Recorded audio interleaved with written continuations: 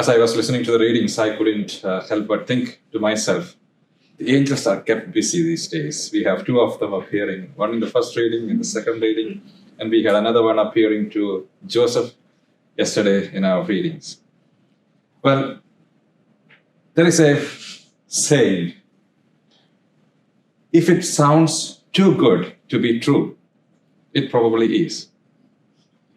The same seems to be Zechariah's thought in today's gospel after the angel Gabriel gave him a great sounding news. Elizabeth and he are about to have a child. Moreover, because he doubted the angel's word, Zechariah was struck dumb. One of God's characteristics is that he is unpredictable. He likes to surprise us and wants to use unconventional means to achieve his purpose.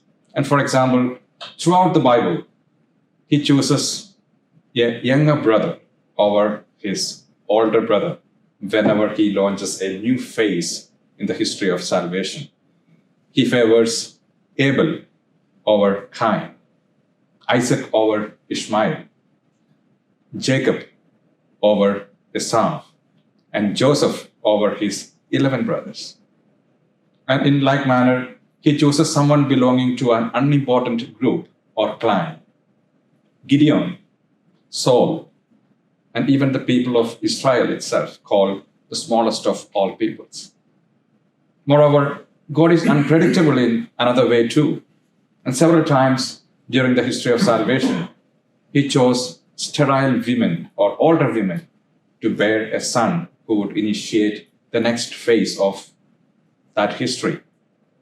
Sarah, Isaac's mother, Hannah, the prophet Samuel's mother.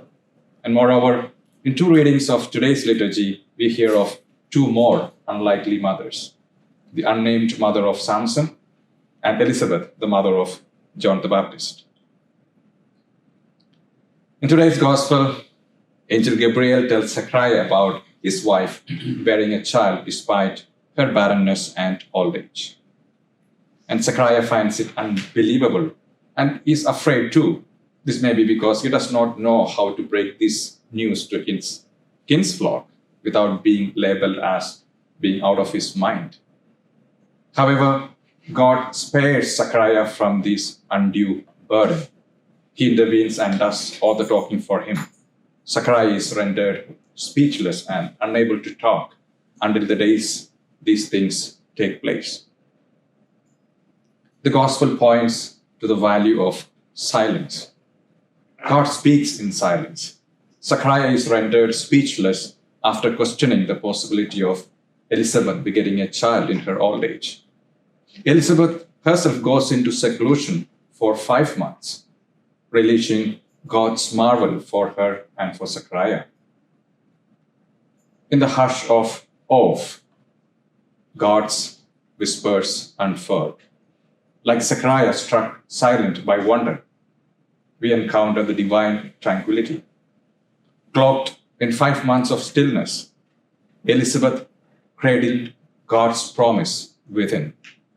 And silence is a sanctuary where hearts yearn and listen. Not the absence of sound, but a touch on the soul, a melody unheard. Amidst this festive clamor, there was a pause for hush, surrender, and beyond shopping sprees and midnight madness, a whispered prayer, a plea for guidance. In the quiet moments, amidst life's noise, God's voice emerges, clear and still. Let silence be our compass when faced with weighty choices, leading us to wisdom's wellspring. God speaks in the stillness, and we, like Zechariah and Elizabeth, find ourselves filled with wonder, ready to receive His grace. May the silence of the manger lead us.